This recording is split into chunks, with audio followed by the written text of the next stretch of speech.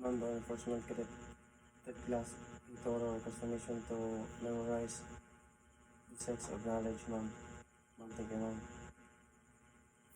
Negros Oriental State University, vision, mission, strategic goals, core values, quality policy.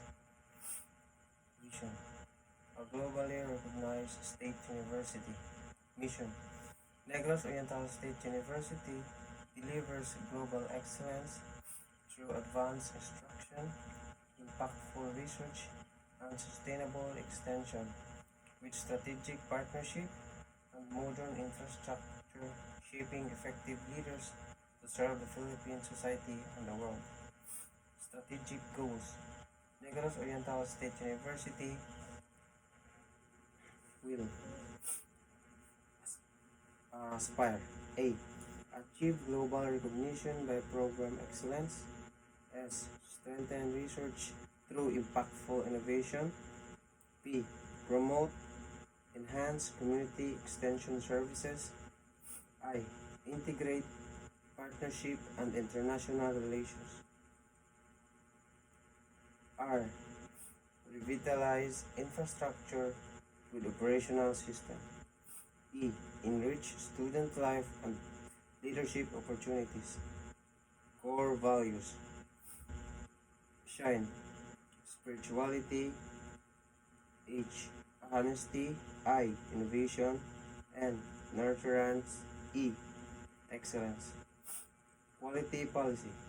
Negros Oriental State University commits to delivering quality instruction, research, extension, and production. We ensure compliance with all statutory and regulatory requirements and continual improvement and work to improve our management system to meet our quality objectives. Criminology education vision, mission, and objectives. Vision. The College of Criminal Justice Education is actively and continually involved in turning out graduates who will lead the nation in addressing the vital problems of crime and control, and in meeting the demands for global competitiveness. Mission. The College of Criminal Justice Education program commits itself in providing community with professionally competent and morally upright graduates who can deliver efficient and effective service in the field of criminology. Objectives. In pursuance to the above stated mission, the Department of Criminology integrate and sequences courses of study which are well planned. These courses of study utilize didactic instruction, discussion, demonstration, laboratory practice, simulation, individual learning, and on-the-job training. The following are the objectives of the department. 1. It seeks to provide vast opportunity in instruction and global experience, whereby the students learn the basic knowledge and acquire the skills essential to the practice of criminology. 2. It provides the students with a broad cultural background and understanding of the constitutional guarantee and due process requirements of law, insofar as they affect in the total administration of justice. 3. It fosters higher citizenry, accountability, and leadership, and an understanding of one's moral and legal responsibilities to his fellow men, his community, and his country. 4. It inspires and instills in the students the value of service to humanity. 5. It encourages research and inquiry in the field of criminology and criminal justice. Criminology as a special course. A criminologist is any person who is a graduate with a degree of criminology, who is passed the examination for criminologists, and is registered as such by the Board of Examiners of the Professionals Regulations Commission pursuant to RA 6506, Section 23, define the term criminologist as one who has been engaged in the practice of criminology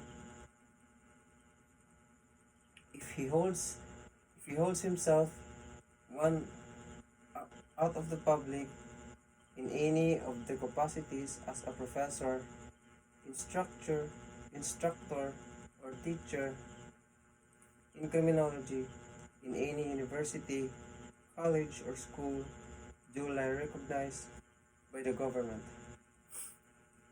Pursuant to RA 6506, Section 24, all certified criminologists shall be exempted from any entrance or qualifying government examination and shall be considered civil service eligible for the following position: A. Fingerprint technician. B.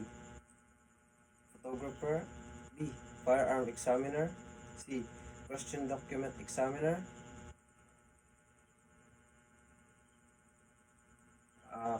Law enforcement agency, lie detection examiner, agent in any law enforcement.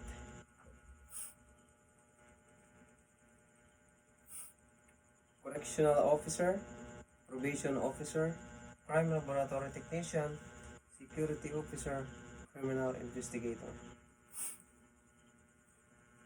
Under the Civil Service Commission's Resolution number 983022, criminologist eligibility would apply for the appointment from the PNC or rank of PO1 up to the Police Commission Officer, PCO, with the rank of Police Superintendent.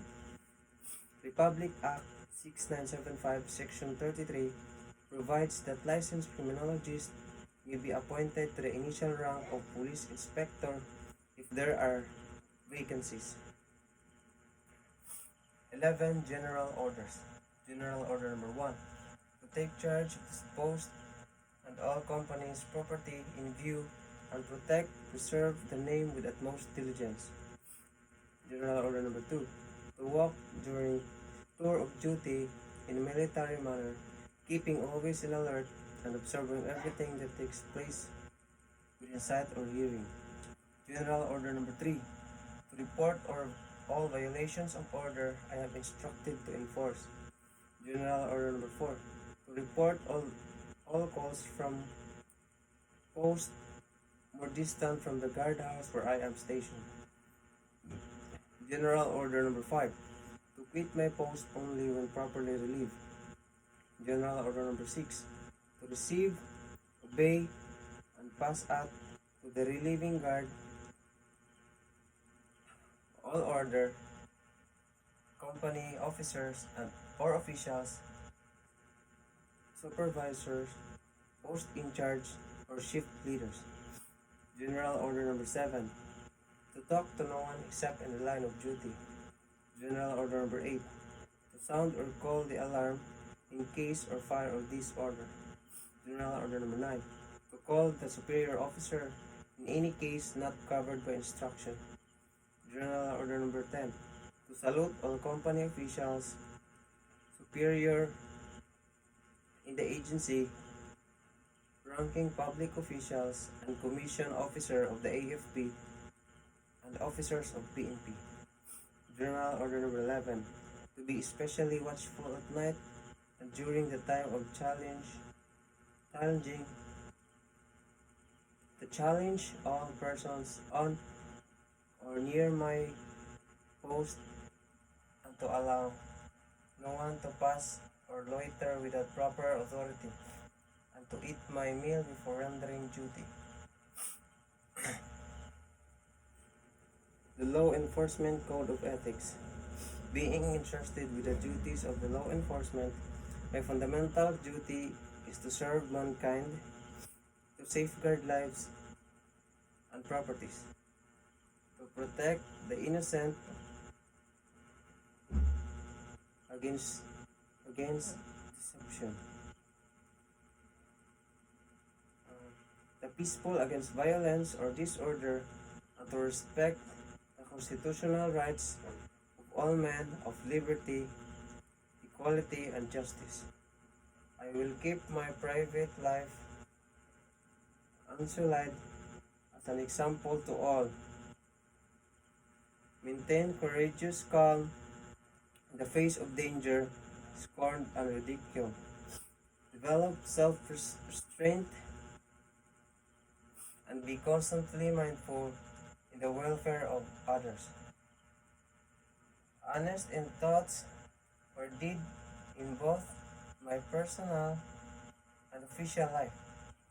I will be exemplary or obeying in the laws of the Republic of the Philippines,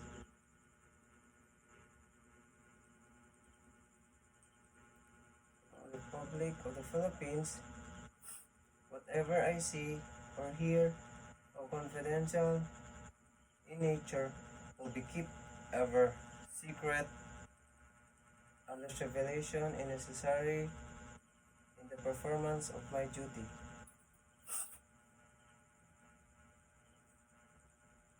I will never act officiously or permit personal feelings, prejudice, animosities, or friendship to influence my decisions with no compromise or crime.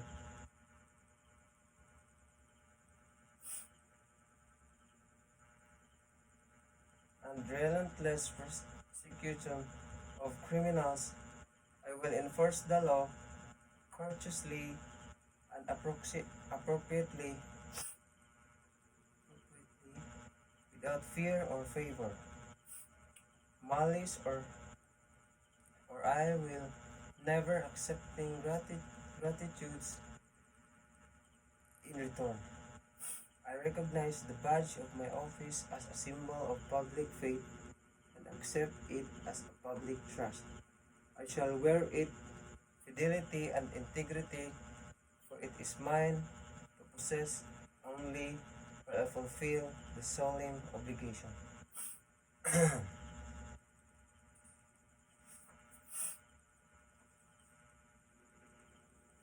Police Officer's Creed.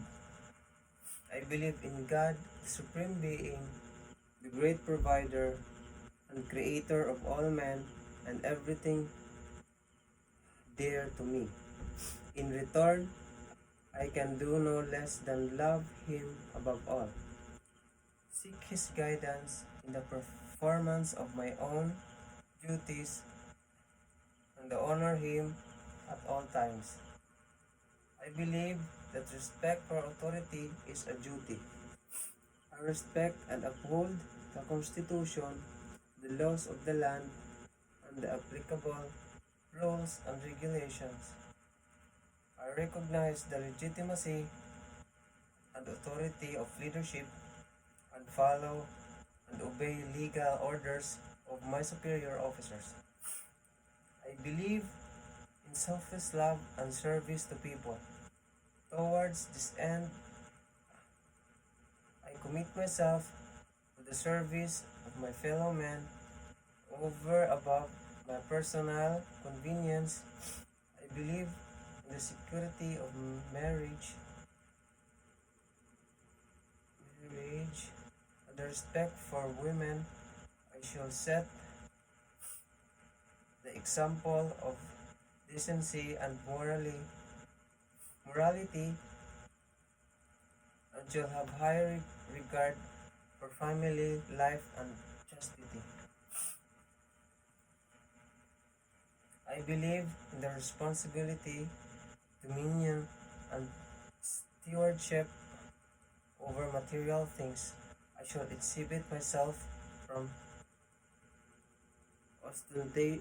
ostentatious display of my property. I shall protect the environment and conserve nature to maintain ecological balance. I shall respect private and public properties and prevent others from destroying it. I believe in the wisdom and truthfulness and must be trustworthy and shall speak the truth of all times and required by profession.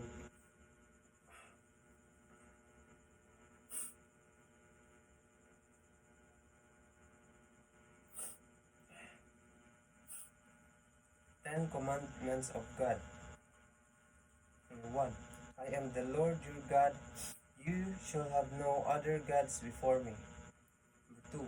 Thou shalt not use the name of the Lord in vain. Number 3. Remember to keep the holy Sabbath day, Lord's Day. Number 4. Honor your father and mother. Number 5. Thou shalt not kill. Number 6. Thou shalt not commit adultery. Number 7. Thou shalt not steal. Number 8. Thou shalt not bear false witness against your neighbor. Number 9. Thou shalt not covet your neighbor's wife. Number 10. Thou shalt not covet your neighbor's good. The Lord's Prayer.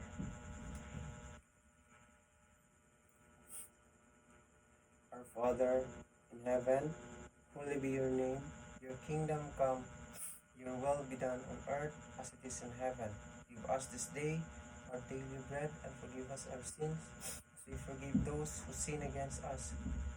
Do not bring us to the test, but deliver us from evil. Vision, mission of the Philippine National Police. Mission. The PNP to enforce the law, prevent and control crimes, maintain peace and order, and ensure public safety and internal security with the active support of the community.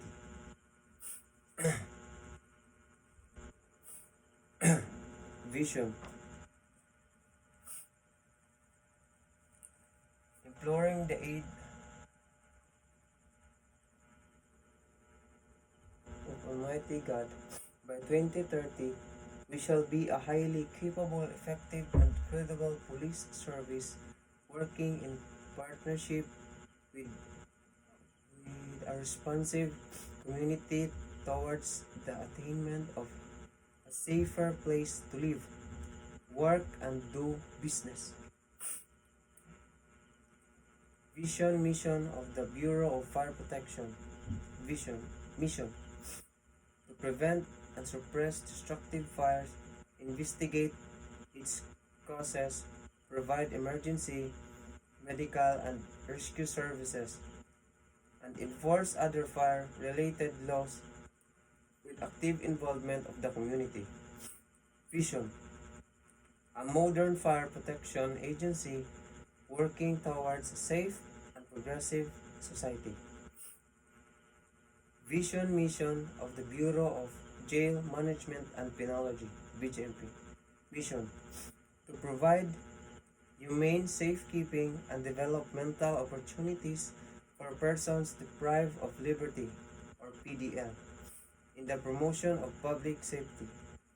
Vision, by 2040, a world-class agency highly capable of providing humane safekeeping and developmental opportunities for persons deprived of liberty, PDL. Core values, competences. Makatao, maintegridad, makatag. Laws, Republic Act, PD, Presidential Decrees, PP, Batas Pambansa.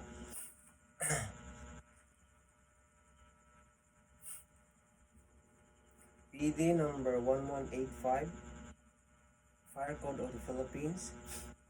PD number 704, revising and consolidating all laws and decrees affecting fishing and fisheries. PD number 532, Anti-Piracy and Anti-Highway Robbery Law of 1974. PD number 533, Anti-Cattle Rustling Law of 1974. PD number 449, Fighting Law of 1974. PD number 968, Probation Law of 1976. PD number 1612, Anti-Fencing Law. PD number 1602, Prescribing stiffer penalties on illegal gambling. PD number 603, the Child and Youth Welfare Code. RA number 9514, the Fire Code of the Philippines, 2008. RA number 7636, Anti-Supervision Law Amendments.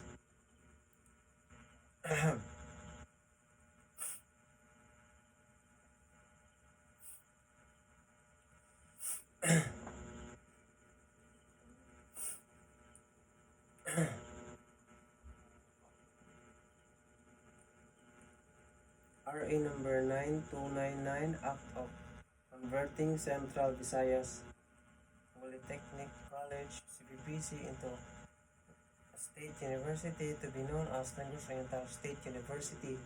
RA number 9160, Anti-Money Laundering Act of 2001, Republic Act 96968, an act punishing the crime of coup d'etat. RA number 7438, an act defining certain rights of persons arrested, detained for under custodial investigation. RA number 3019, Anti-Graft and Corrupt Practice Act. Republic Act number 6235, Anti-Hijacking Law Act, prohibiting acts inimical to civil aviation. RA number 8049, Anti-Hazing Law. RA number 8177, an act designating the death by lethal injection as the method of carrying out capital punishment. RA number 8353, the Anti-Rape Law of 1997. RA number 6506, an act creating the Board of Examiners for Criminologists. RA number 11131, an act regulating the practice of criminology profession in the Philippines and appropriating funds, therefore repealing for the purpose republic.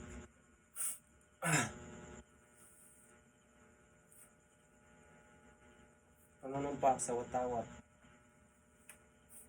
Kung ay Pilipino, buong katapatan nanunumpa sa watawat ng Pilipinas at sa bansang kaniyang sinasagisag na may dangal, katarungan at kalayaan ay pinakikilos sa bayan ng makadiyos, kakalikasan, makatao at pagkabansa.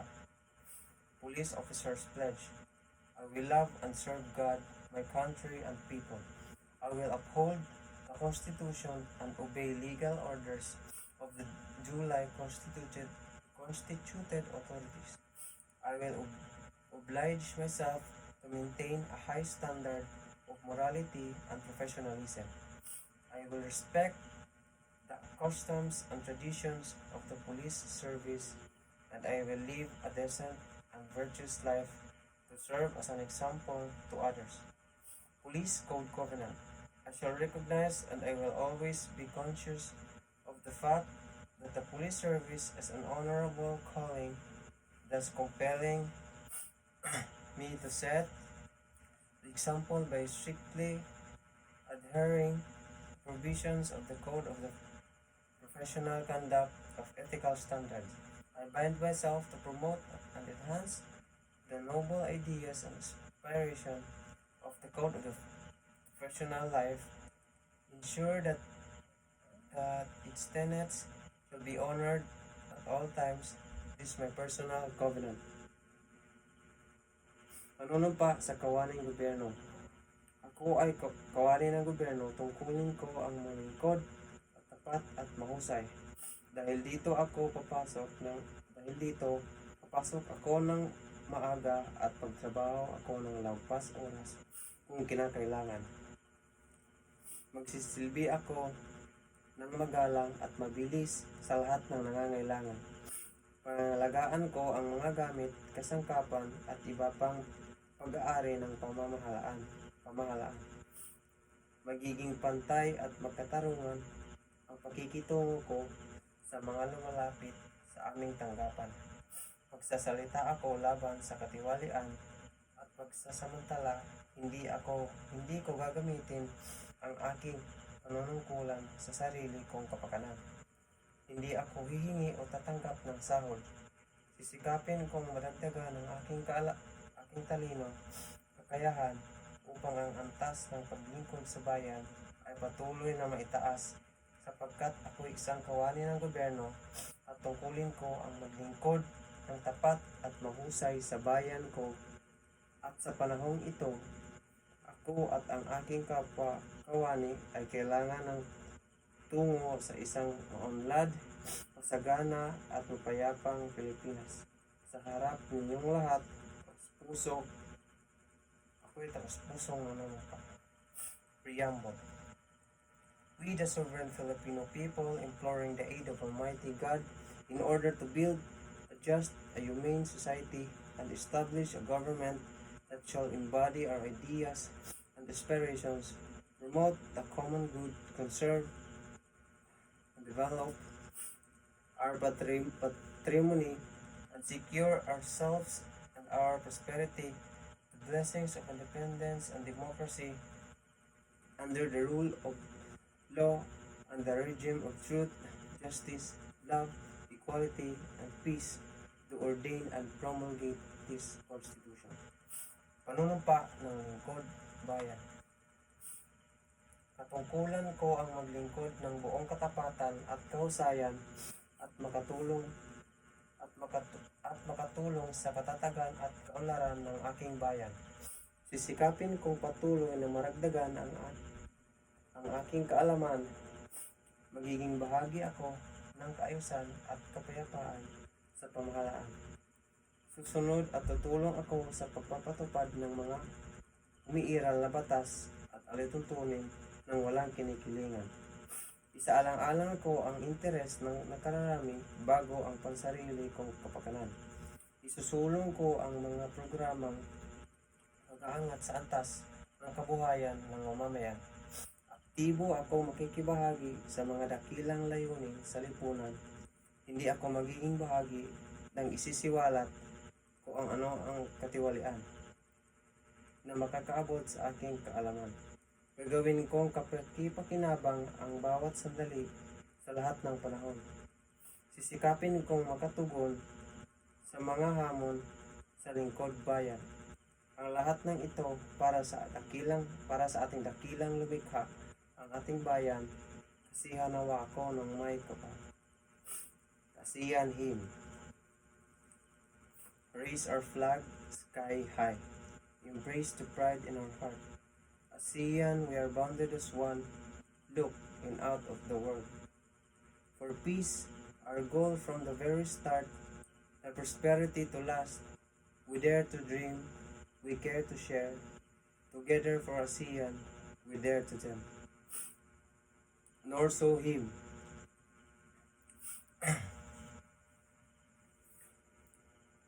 In this sunny southern clime, hills a school right for all time. Negros born our own our guide. Negro state glory is our pride. For the many and the few, statue leads to heights anew. For the last and for the least, statue gives hope for the best. Azure blue and lily white, nor so standard plain inside. Leave the lamp of wisdom bright, North Sul guidance for the ride, and its pylons open wide to get service from each side for the future of this land. Negro states answers the demand. Azure blue and lily white, North standard plain inside. Leave the lamp of wisdom bright, North Sul guidance for the ride, and its pylons open wide to bid service on each side for the future of this land. Negro states answers the demand. Our pride, our hope, our future. Negros Oriental State University.